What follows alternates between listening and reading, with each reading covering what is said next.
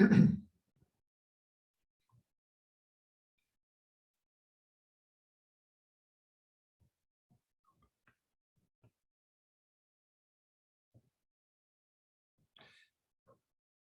afternoon, everyone, and welcome to today's program. I'm Bob Hornstein, and I am the Director of Community Relations and Public Affairs for the Jewish Federation of Greater Portland. Today's program is sponsored by the Federation's Jewish Community Relations Council, that's JCRC, which is chaired by Michelle Bombet-Minch. For those of you who are not familiar with the work of the JCRC, much of which is done in an interfaith context, we focus largely on helping to safeguard the social safety net, advocating for measures to support programs for the homeless, combating anti-Semitism and all forms of hate, promoting awareness about the threat of climate change, and strengthening local ties to the State of Israel. Now, as a 501c3, we cannot endorse political candidates. However, as you all know, we hold these forums so that you can hear directly from the candidates about their stances on issues that are important, not just to the Jewish community, but also to the general community. And on that note, we're happy to announce that on May 12th, that's a Thursday at noon, we will be having a conversation with the former House Minority Leader, Representative Christine Drazen. I want you to know we have invited other Republican candidates. Unfortunately, we have not heard back from them, so we will be having an hour-long conversation with one of the Republican frontrunners. So we're excited to have that coming to you, and there will be an opportunity for you to register. I believe you can go to the chat for that, or in the Q&A, actually in the Q&A. So along those lines, just a housekeeping note. So what I'm going to ask is that you hold your questions until the bottom of the hour. We do have some prepared questions that were developed by our Legislative Advocacy Committee. And so if you can just hold off until the bottom of the hour, and we'll try to get to as many questions as possible. The chat function will be disabled, so use the Q&A function for that. And so now I want to introduce Senator Johnson. So Senator Johnson served in the Oregon House and Senate for more than 20 years, retiring as the chair of the Joint Ways and Means Committee last year to run for governor.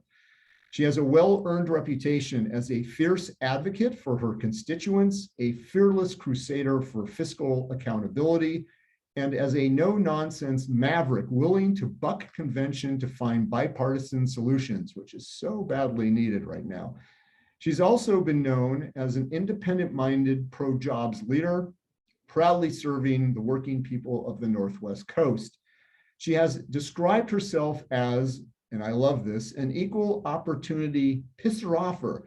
So we're gonna have to get into that a little bit more. In her 2018 reelection, she not only earned the Democratic Party nomination, but also the Republican and Independent Party nominations through write-in votes. In fact, that year she received 82% of the support from her district for the campaign for Senate. Besides being a politician, she has also served on many boards, both locally and nationally, such as the OHSU Foundation, Dornbeckers, the OPB Foundation, and many more, which I don't have time to mention now. So with that, I'm going to have Senator Johnson, who's now with us.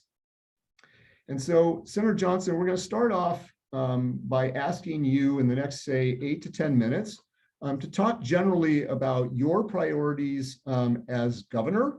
And also, you're running as an independent. And we want to know how you will bridge some of the, dare I say, even toxic divisions that exist in Salem that make governance of our state ineffective. And we're not just talking about Republican, Democrat, we're also talking about urban, rural. So thank you for joining us so much. Great. Well, thank you very much for having me. Let me start at 100,000 feet and kind of drop down. Oregon is in trouble right now, and I'm running to try to clean up this mess.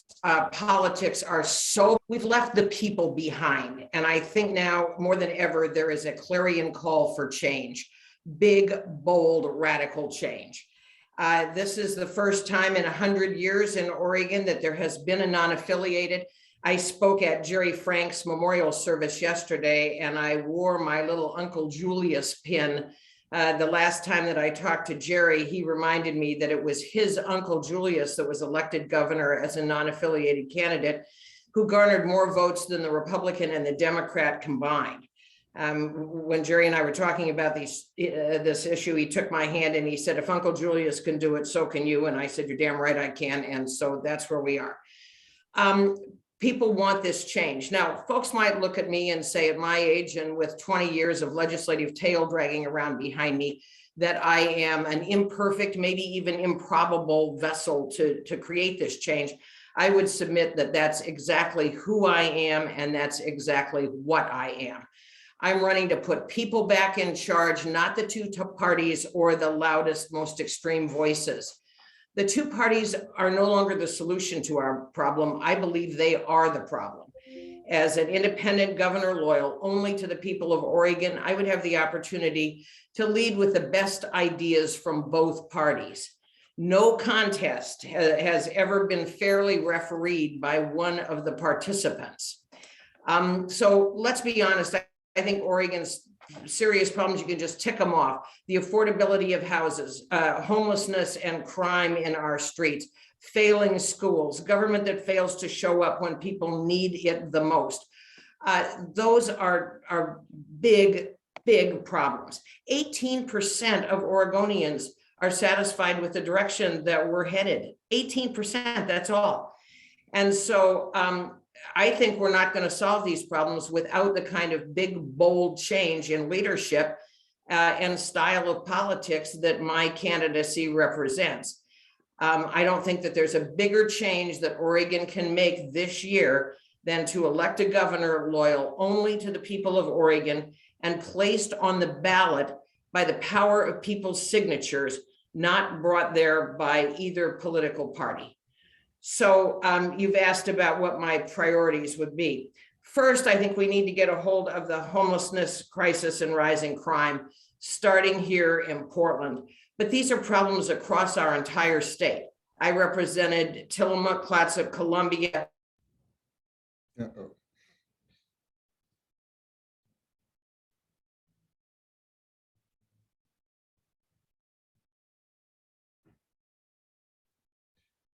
Senator Johnson, if you could, since you're freezing, I'm thinking maybe we have to turn off your camera.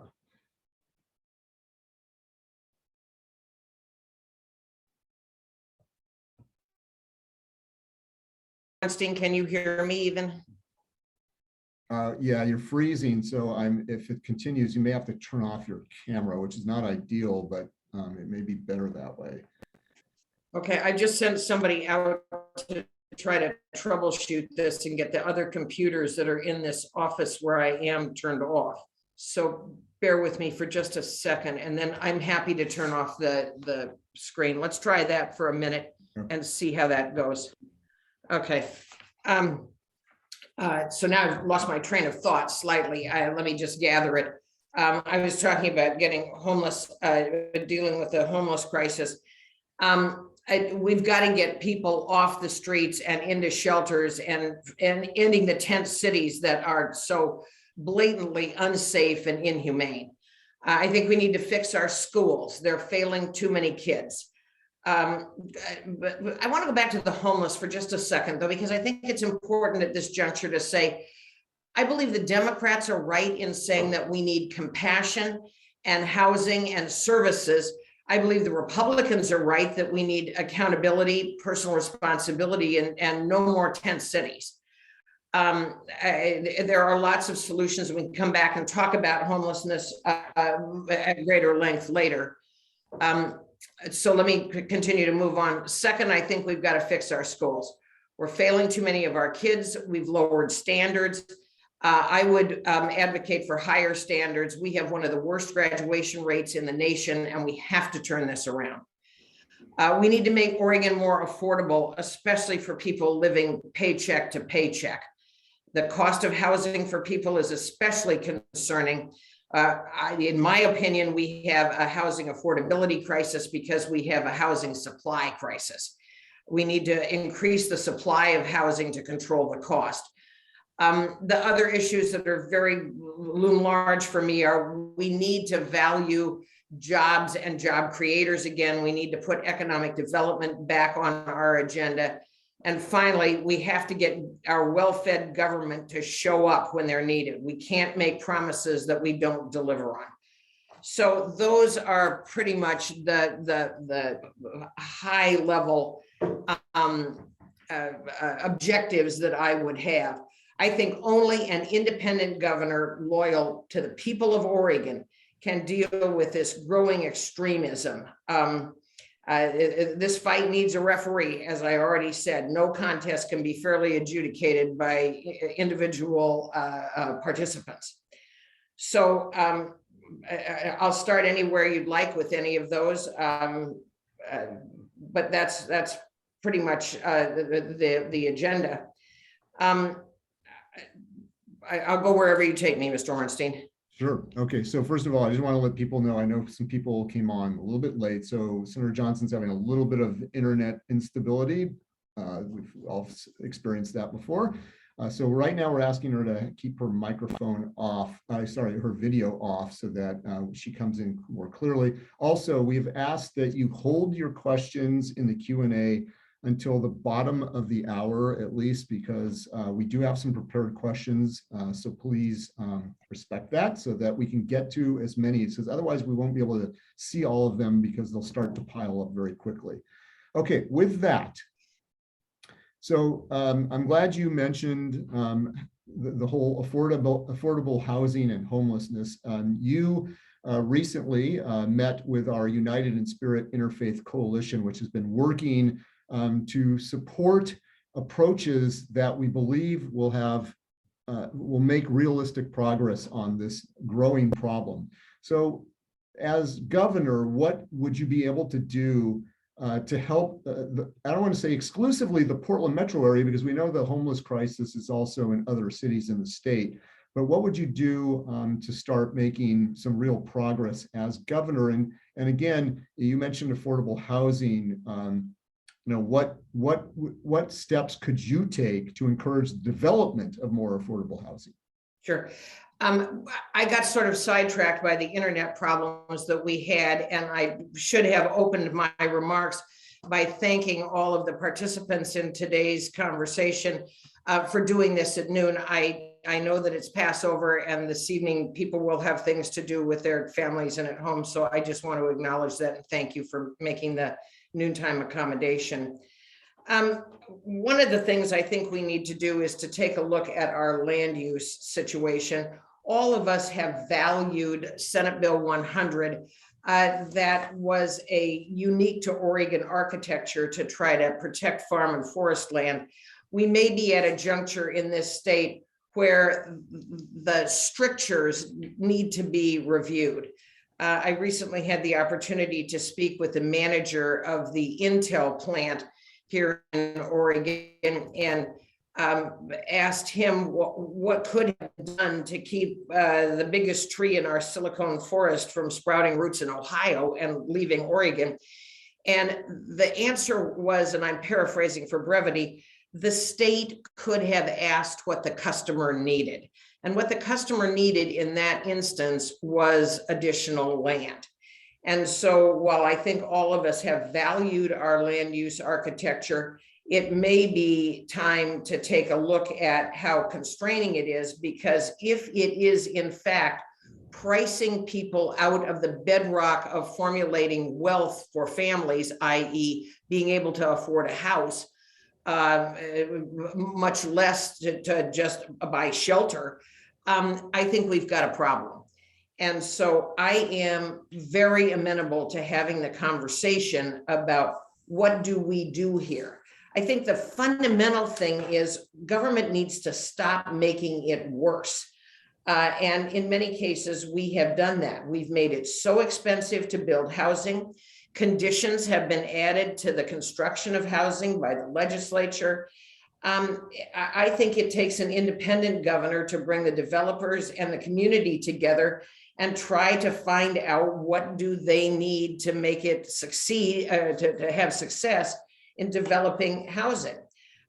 We've got these exploding costs. And once again, as an independent referee, I'd bring the developers and the communities together in one room, bar the door with a veto pen if necessary, say, you guys hammer out the best ideas that create a durable solution and bring them to me and I will make it happen. Too long, we have had one way with ideas, only one side of the ideas basically being shoved down the throats of Oregonians. And I think for there to be durable solutions to some of these problems, we've got to have collaboration, coordination, compromise, and make sure that people are heard. You asked about the toxicity of the urban-rural divide. I was just out in Hermiston, and I'm going back to Ontario at the beginning of next month. What I'm hearing uniformly from people outside of Portland and Salem is we're disrespected, we're not heard. And when that happens, people get angry. And when they get angry, they get really unwilling to negotiate or compromise. So I'm a very strong believer that a governor should go to where Oregonians live and work, meet with them in those places, hear them, and then ask people to come together, people who have a willingness to get to yes. Again, I think only an independent governor can succeed in driving that framework and those outcomes. Right, thank you. Do you feel that the statewide rent control law is helpful in dealing with the housing shortage? Why or why not? I think it was very bad. Once again, this is government making the problem worse. We are messing around in the marketplace. I voted no. I think it is a well-intended concept, but is not a practicable solution. And then, of course, I'm now hearing that there's a paucity of housing stock across the whole continuum, working folks' affordability in apartments, all the way up through detached residences, that we have this paucity of housing stock.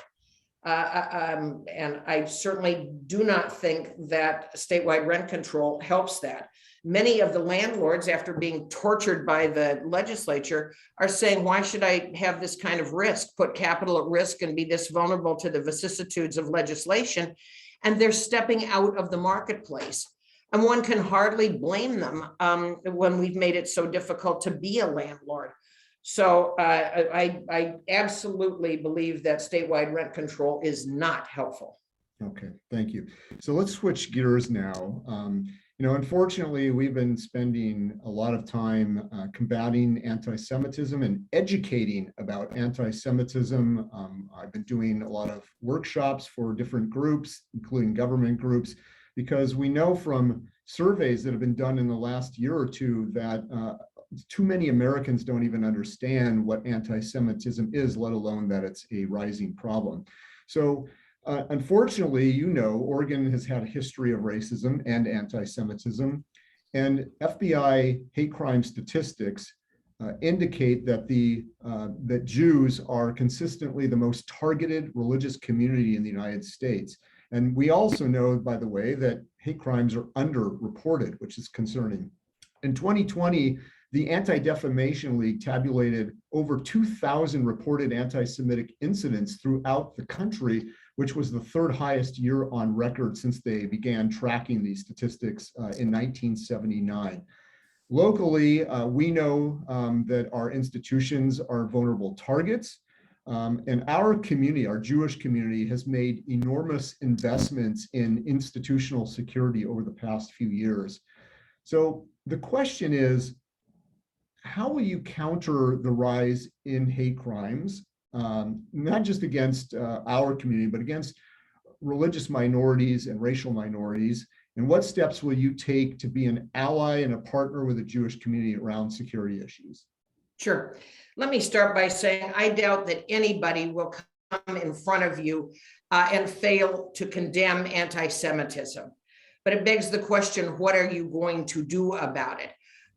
When our safe places like synagogues and churches become unsafe, I believe we're destroying the actual fabric of who we are.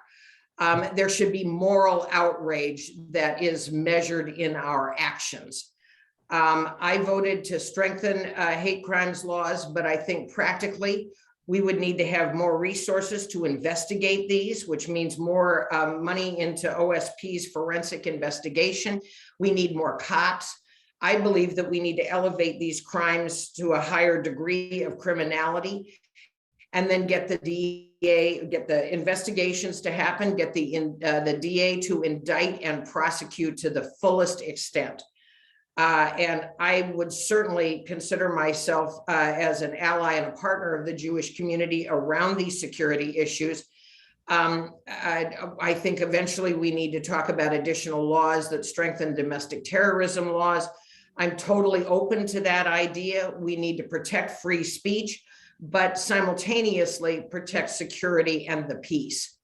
And so other than saying open door, open communication, open forums like this kind of forum, that would be where I would stand on that. So one of the concerns that has been raised by some folks in our community sort of related to this is timber unity. You accepted an award from Timber Unity back in 2020, and for at least some, they have a reputation of being a far-right group, that maybe some of their leaders are associated with fringe groups, that some of their followers or supporters believe in QAnon or are members of other fringe groups. And I'd like you to be able to have the opportunity to clarify where you stand on that and how you see them. Sure. Let me first separate Timber Unity from the timber industry. They are not the same thing by any stretch of the imagination.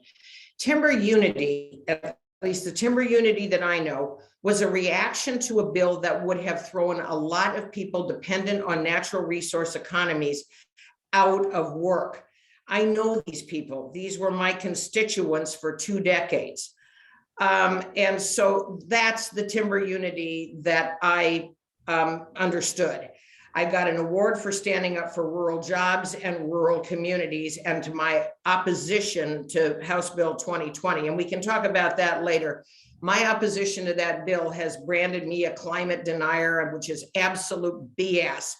It was that bill that was the wrong solution to a very complicated and significant problem. Any populist organization is going to have threads that are offensive.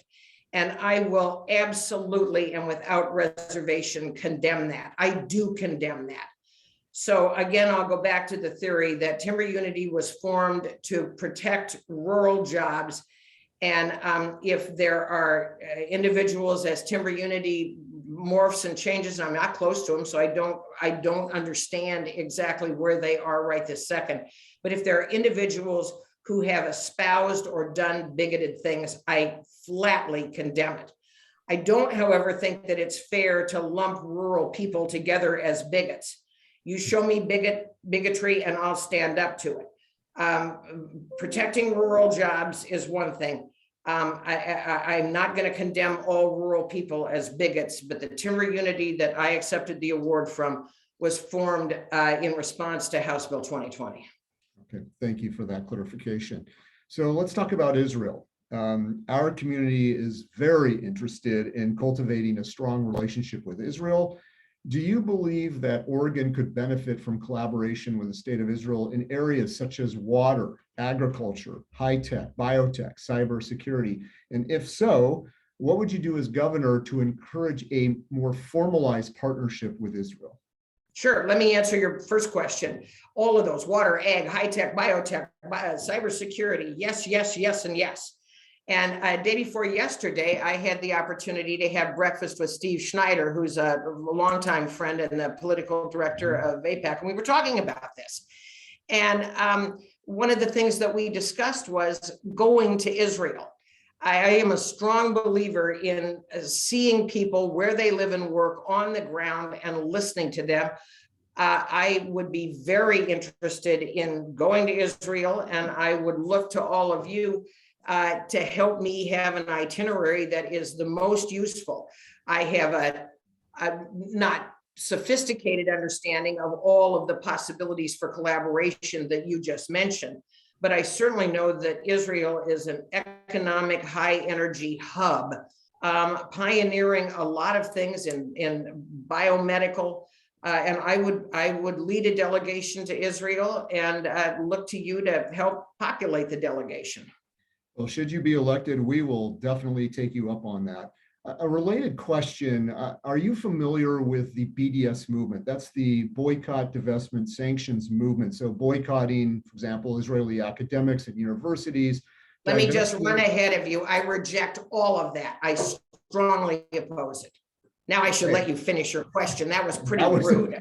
That was my question. Just what was your view of the BDS movement? And yes, so we've been working hard to combat the local manifestations of that movement, and we're glad to hear that you are adamantly opposed to them. So we'll move on. Let's talk, you mentioned climate, and so I'm going to ask you a couple questions here. First of all, clearly there's the whole balancing act between the priorities of protecting our climate and protecting jobs. So we'd like to ask you about how you would sort of walk that line, but also in addition, after cap and trade efforts failed in the Senate a couple of years ago, Governor Brown issued the Oregon Climate Action Plan, which set a new greenhouse gas reduction target and directed state agencies to incorporate climate protections into their agency planning and programs. So in addition to the first question, what are your thoughts about the governor's Oregon Climate Action Plan, and what, if anything, would you specifically change? Sure. Let me start again at 100,000 feet and drop down. If Governor Brown had had a plan that wasn't as extreme as the one proposed in 2020, I think we would have had a climate bill. Again, I stood up for working class folks and rural paychecks. It is an obvious failure of the two parties to come together on legislation that was durable and acceptable. And I believe that the climate suffered as a result of that. We ended up with no bill because we couldn't find a practical, common sense solution. And so that was problematic.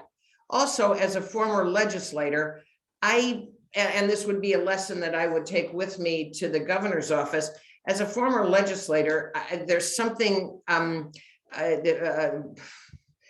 annoying about the idea that a concept, a policy bill, couldn't get through the people's government, which is the legislature, and that the executive branch would try to implement failed legislation as an executive order. And I apologize if that sounds parochial, but 20 years in the legislature has kind of drummed that into me. I don't think you build durable solutions through executive orders. And so that's problematic. Now, I've stepped away from the legislature, so I am not at this moment as fully apprised as perhaps I should be about where state agencies are in their implementation. I have heard from a number of companies that the implementation is very extreme, very costly, is costing jobs in Oregon, and is costing us our reputation as a place that welcomes business. But again, not being sort of in the belly of the beast anymore, I am not as conversant about the exact status of the implementation of the executive orders as I might have been had I still been sitting in my Senate seat. So then specifically, what would you do to protect jobs while also protecting the environment? We also had a question about Oregon divesting from fossil fuel companies. What are your thoughts about that? I would object to that. The same way that I object to the BDS. I think that these blanket divestitures need to be studied for their downstream ramifications, and it would be something that I would not support.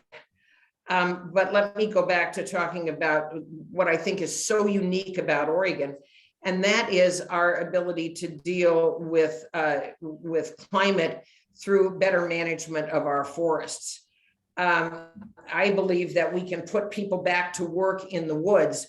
Let me start by saying I believe climate change is real, but I don't think it's as simple to say the forest fires and the conflagrations are a direct result of climate change. There are compounding factors such as the mismanagement of our forests, and I think we could easily put people to work in the forests. These fires, I believe, are a bigger threat to Oregon in terms of the pollution that they discharge than any truck driver, logger, mill worker, fisherman will ever be. I have quite a bit of experience with forest fires. I grew up in Central Oregon. I have packed a house twice. At one time when you could actually see the flames. I ran a helicopter company for 20 years that fought fire. I was one of the first women, if not the first woman in the United States to be certified to carry water buckets under helicopters for the purpose of fighting fire. And so I am painfully aware of how devastating these fires are, and the amount of carbon and that they pump into the air is something that I think we are uniquely suited to deal with. And I would take a very aggressive stand in dealing with fire. And I'll just belabor this slightly further by saying Oregon has had a well-deserved reputation, national if not international, for the way that our Department of Forestry fights fire. We do what's called initial attack, which means that you get the fire when it's 10 acres or less and you put it out. Our federal partners are not similarly inclined. They frequently let the fires get well more developed before they show up to put them out. I would work with our federal delegation to try to synchronize our approach, fire philosophy approach to getting these fires when they're smaller. Oregon leads the way, and I think lessons can be learned by the feds for how we manage putting out fires from the outset. Thank you. So again, switching gears, the National Survey on Drug Use and Health conducted by the U.S. Department of Health and Human Services reveals that Oregon now ranks second in the country for substance use disorder.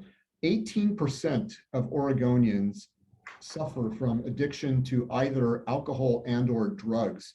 And yet, Oregon is now dead last, number 50 in access to treatment. How would you turn these numbers around? Well, first of all, I'll say Oregon has become uniquely good at legalizing drugs and uniquely bad at educating our kids. The drug situation in Oregon, in my opinion, was exacerbated by the passage of ballot measure 110. That was advertised as being one thing, specifically the decriminalization, but it had the net effect of exacerbating our drug problems. We made, the state has to stop making our drug problems worse. One needs only to look at what's happening in Southern Oregon, like Josephine and Jackson County, to see the presence of criminal cartels. Going back to the premise of your question is the Oregonians, I'm going to talk about ballot measure 110, and then I'll come back to Josephine and Jackson. Oregonians took a risk in passing ballot measure 110, and government has failed to implement it. And there are going to be lots of excuses and reasons, but I think holding people accountable for the promises made to the voters, you can't just make the promises and then not deliver on the government end of this. Going back to the drug situation in Southern Oregon, with a paucity of police officers, both at the local and at the state level, we are turning parts of Southern Oregon into the Wild West of drug abuse. Senator Johnson, if you can hear me, if you could turn your video off again. These are You still. want to talk about despoiling the environment, what's happening now in cultivating drugs. I'm sorry. Can you hear me now? I turned the Yeah, if you video. yeah, turn your video off. Sorry, folks, but this happens. Okay, go ahead. You can Okay. continue. Yeah, we heard most I'm of really that. Maybe the sorry, and last 20 seconds or so we lost. Well, in terms of human wreckage and environmental wreckage, what's happening in Southern Oregon right now is an abomination. You've got these criminal cartels coming in and enslaving people to work on some of the drug plantations. Any level flat spot in some of those southern counties that has rich soil to grow dope is being used for illegal dope cultivation. And I can promise you that the 4,000-gallon water tenders that go down to any water impoundment multiple times during the night to siphon out water because there's not enough water to go around for all of the marijuana plantations are not worried about the environmental degradation. I mean, they're sucking water out of irrigation canals, out of pristine salmonid habitat, the pesticides leaching into the ground. We've got a humanitarian crisis and an environmental crisis occurring. And so in my view, we need to do everything possible to curtail the expansion of substance abuse. And anybody that is not able to connect the crisis on our streets with the proliferation of drug and alcohol is missing the boat entirely. Much of the human misery on the streets, as you pointed out in your question, is driven by the abuse of pharmaceuticals and alcohol. What about the dearth of services, of treatment services? What can be done there?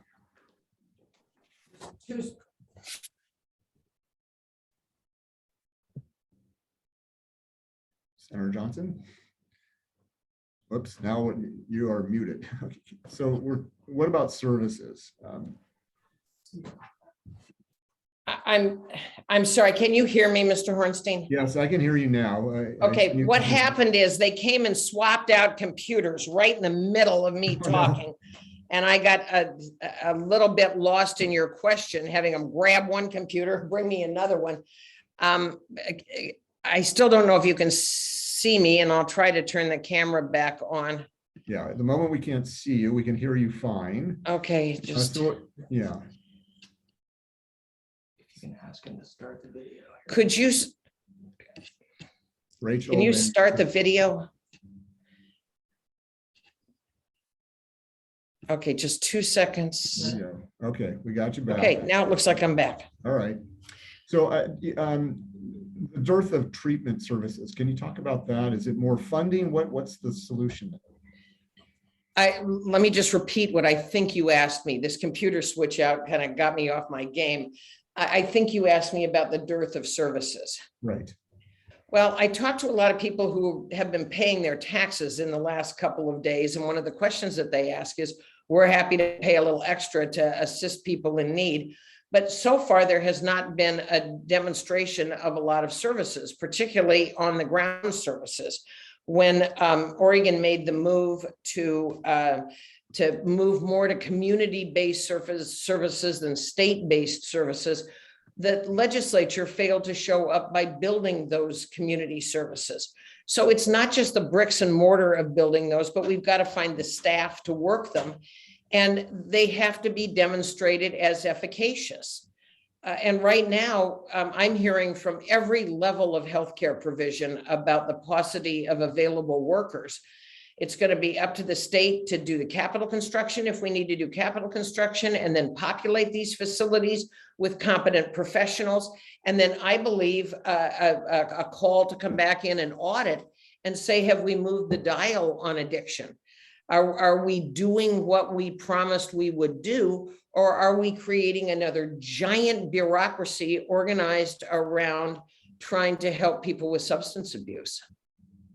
So sort of a related question, would you agree that Oregon has a broken mental health system? And if so, again, what would you do as governor to help fix that? Absolutely, we have a broken mental health system. And during my time on Ways and Means, just as one example, we broke out the budget for the state hospitals so that it can be clearly seen in the Oregon Health Authority's budget. There are big staffing problems there. We have the Department of Justice looking over our shoulder for our inability to get some of the programs and services administered correctly at the state hospital. I will tip my hat to one of my newest former colleagues in the Senate, and that is Senator Lieber, who came from, she was a prosecutor in Washington County. She's a very smart lawyer, and she and Representative Noce were very clear in identifying that continuum between substance abuse on the streets, interaction with the criminal justice system, then perhaps being incarcerated, then coming back out with no place to live, self-medicating on the street again with substance, and the whole cycle starts all over again. And I was part of the group in Ways and Means that appropriated the largest amount of money ever to not only deal with breaking that cycle, which is a pernicious cycle that results in exacerbation of the problem, but it is, and I was very proud of my participation in doing that, but we also, I think, have to recognize the problems that we have with our mental health treatment services all across the state. This is not a Portland problem. This is an everywhere problem. And the huge waiting times.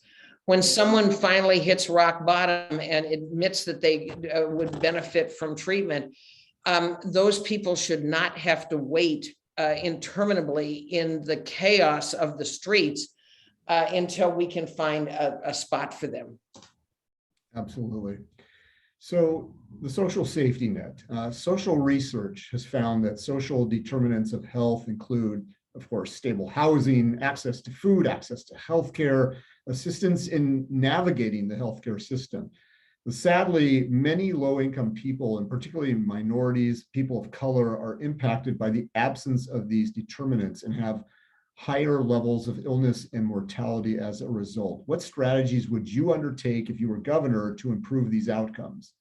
Well, you've described the problem statement. I tend to be a kind of data-driven guy, and I would want to see comprehensive, unassailable, professional assessments of where we are. We shouldn't have to guess at the scope of the problem or the physical location of the problem. But we need government to show up. 20 years as a state senator, I'm not about dismantling government. I want to fix it. And we have these multiple examples of where government has been absent. Paid family leave has not been completely implemented. Unemployment insurance. I don't know how many cases I helped resolve as a state senator when my constituents could not get service from UI. We didn't get rent relief out. I would certainly veto bills if there was any indication that a bill was not ready for prime time, meaning that it couldn't be implemented without some long lead time. But I completely agree with the premise of your question. These social determinants of health include all of the things that I talked about that Senator Lieber took such a leadership role in helping to identify and that I participated in helping to fund. Thank you. Okay, so Senator, we know you're a gun owner. We know you're a strong advocate of the Second Amendment. And yet we also know, especially in the Portland area, that gun violence is out of control with shootings seemingly every day or every other day. And as you know, there are two initiative petitions circulating on this topic. One would ban the sale of large capacity magazines, and the other would ban the manufacture and sale of military style assault weapons. Do you support either of these measures, or do you support other legislation to curb the spread of gun violence in our state? Well, you stated where I am accurately at the beginning of your question. I am a gun owner and a collector. And I think that legitimate legal owners of guns are the first to decry any guns that are bought, sold, or used illegally. Those people need to be held accountable. This may be one that we just choose to disagree on. I would not support those two ballot measures. I will have an open door. I'll listen. I think I've been very consistent in my position. I think women should have the ability to decide when to bear children, and I support their right to bear arms. Thank you. So one of the questions that we have in the chat is about systemic racism in our country, but obviously in our state. What are your concerns around that, and how do we address that problem? Well, I think I would draw you back to my answer on anti-Semitism. I condemn racism, religious bigotry in any form that it takes. Oregon has, regrettably, a very sad history with racism. And I believe that we're making progress. We have a lot more to do. I don't think any child is born a racist or an anti-Semite. I think we've got to look deeply at ourselves to see where do these attitudes come from. And again, I'll go back to my notion of the moral outrage about this. That speaks to who we are. It's up to individuals to call it out where it exists and to promise to eradicate it at every opportunity. Thank you. So we have a question. What is your opinion of the animosity that is being displayed at school board meetings toward boards, and how would you expect the governor to react to this? I'm going to expand your questioner's question a little bit. Having been in the legislature for as long as I have, it's not just the animosity at school boards. It is animosity towards our civic institutions and our civic leaders. It's not enough, Mr. Hornstein, that you and I, and I'm just using us as examples because we're the only two I can see on the screen, that you and I would disagree. But right now, the lack of civility in the discourse means I got to grind you into paste to make my point. And we have gotten, I believe, so out of the normal bounds of good conduct, civic engagement. The whole scenario has gotten so vulgar and rude. Some of the emails that I got as a senator were just breathtaking. Let me say, I believe very strongly in local control, and I think that that school boards should be accountable to their voters and should be reflecting in their schools what community norms are. But watching some of the school board meetings in other jurisdictions on the television, I'm horrified by how we seem to have given societal permission to be as rude and bombastic and lacking in just basic civility. I don't know if that answers the question, but politics has become pretty rough and tumble. Confirmations for state boards and commissions, confirmations for high office in our nation have become combat sports. And I reject that lack of civility in our public dialogue. Thank you. What is your view on the state of our schools in this state?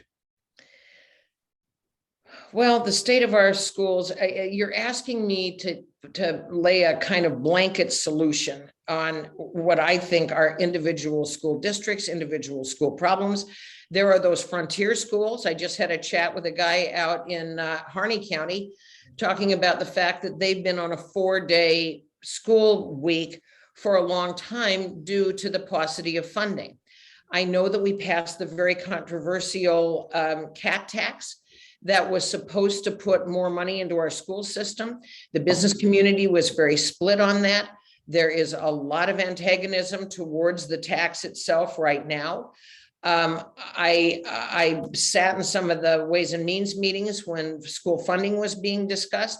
I think that our whole school funding formula could stand from some kind of systemic review. Kids out in frontier counties deserve no less fine education than kids in our urban centers. But I can't prescribe a single solution. I want our schools to be high performing. I want them to have high expectations of kids. I want them to have high standards. I voted against Governor Brown, the bill that she signed that would allow kids to graduate high school without fundamentals in reading and math and writing. I think we do an enormous disservice to our kids. I don't know how else to answer your question. What works in Burns doesn't work in Portland. I would very aggressively fight against a 4-day work week in Portland. Portland has plenty of money. Well, people will argue that they have more money than Burns does. How's that? Again, it would take conversations with the local communities, local school boards, county commissioners, mayors and councilors. I don't have a single one-size-fits-all school solution, but I want to make our education more than a participation certificate. And we ought to be graduating kids that can perform in a global economy. Our education system needs to act like it. I would certainly hire educators that would challenge the status quo, not defend it. But I don't have a statewide prescription, if that's what your question looked for. Okay. You know, I was thinking, as you know, we helped to write and introduce the bill requiring Holocaust education, Holocaust and genocide education, and we thank you that you supported that bill. But is there something as governor that you can do to make sure that that is implemented? It's one thing to pass it and have the governor sign it. It's a whole nother thing to make sure that the school districts around Oregon are also implementing it. Sure, but that's the same thing with some of the drug questions that you asked. It's one thing to have laws on the books; they have to be enforced. I remember distinctly the day that bill was on the floor and the compelling, emotional, provocative speeches that were made with respect to the bill. But I don't know, and I'm ashamed to admit this, I don't know what the status of implementing that education is across all of our nearly 300 school districts. Some may embrace it more enthusiastically than others, but that is the law of the state of Oregon. And I would have the Department of Education hold the schools and the school boards and the leaders within the schools responsible for following the law that the legislature passed. Thank you. It has been delayed a bit because of COVID, but hopefully this year it is beginning to be implemented. So let's move on to a different topic. Let me just add one more thing. Sure. I know from my engagement with the Sikh community that they are very interested in having curricula about their religious beliefs put into our school system. At some point, I think we have to make sure that there's time in the academic day for the fundamentals. And I don't disagree that for your community and for the Sikh community, that teaching the concepts and the precepts of their religion may be described as the fundamentals. But where the proliferation of including religious Holocaust is historic, religious precepts is a different matter. And I would want to make sure that we just implemented that thoughtfully and carefully and with plenty of opportunity for Oregonians to weigh in. Thank you. The Bureau of Labor and Industries is severely understaffed. It routinely abandons investigations because it can't get them done within a year. Consequently, thousands of low-wage workers in Oregon are shorted wages in significant amounts that nevertheless are not large enough to interest private counsel. What will you do to deter rampant theft of wages from low-wage workers? Already done that. I helped to bolster BOLI's budget And I think that there will be opportunities. We're electing a new head of BOLI.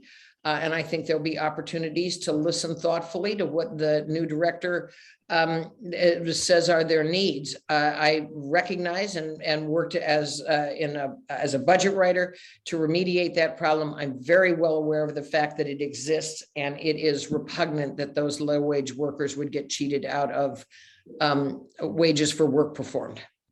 Thank you. So one last question, and by the way, for folks that are on, we know we didn't get to all of your questions. Senator Johnson, if they email your campaign, will you be willing to answer some of the questions that we didn't get to? Sure, they need to direct the emails to Jennifer Sitton, who is our communication person, and we'll do the best we can to get them responded to. Okay, we had a question about what's your view of the current primary system in Oregon? Well, they're closed primaries and I'm on the outside looking in. This will be the first election since I was eligible to vote that I will not cast a ballot. And while I am happy and proud to be running unaffiliated because I think it's the right time and the right road for Oregon, it's a little bit bittersweet that I won't cast a ballot in May. There are lots of discussion about whether or not the state should be responsible for primary elections. That all can be debated in another place and another time. But I'll just say to you, there's a part of me that's a little bit sad. I'm not going to be voting in May. I'm sure. Okay, so we're almost up against the hour. So why don't you take a couple of minutes and tell everyone who's on why we should elect you as our next governor? Sure. I am a native Oregonian. I grew up in Central Oregon, went away to school, came back, went to law school, worked for the Multnomah County courts. I worked in the Multnomah County courthouse jail for 4 years because I was on the 4-year plan in law school. Knew by the time I was out of law school, I didn't want to practice law, started a company, ran that company for 20 years. It was a commercial helicopter company. I flew for them. We did all sorts of activities. Our little company motto was your wallet, we haul it. And so we made movies. We did all sorts of stuff. I believe that I have the courage, the capacity, and the capability to take business experience, mix it with public sector experience, and bring that to bear on the office of governor. I'm one, if not the only in my former caucus who'd signed both the front and the back of a paycheck. I know what it is to be responsible for the healthcare benefits of employees, to meet a payroll, to do all of those things that deal with business. I have, I believe, a formidable record in economic development. And if we're going to get Oregon going again at the level that we need to be functioning, having a governor interested in economic development, jobs, job creators is going to be a good thing. Again, I go back to the theory that being the people's governor, loyal only to the people of Oregon, not the orthodoxy of the parties, is what's going to be a successful formula in what I believe Oregonians are demanding as a change election. And I'm the only non-affiliated candidate. We're going to make it onto the ballot. And I think with the support and help of the thousands of Oregonians that have already reached out to us, that I'm going to be Oregon's next governor. I don't use this as a stepping stone to something else. I got into public service because I want to fix things. I want to do things. I want to make Oregon better for everybody. I have a rural background as well as an urban background. I've represented a rural district, and I would defy anybody to find a legislative office that has paid more attention to their constituents than our office has. So that's why I think you ought to elect me, and I'm hopeful that I will be the next governor of the state of Oregon. Well, on behalf of the Jewish Federation of Greater Portland and our Jewish Community Relations Council, thank you so much for spending the lunch hour with us. And we want to thank everyone who also spent their lunch hour listening to this forum. And I want to remind everyone that on Thursday, May 12th at noon, we will have former Minority Leader Representative Christine Drazen, who is one of the front runners on the Republican side, to address your questions as well. Thank you so much, Senator Johnson. We look forward to seeing you in the future. Thank you, Mr. Hornstein, and all the people that participated today. Be well.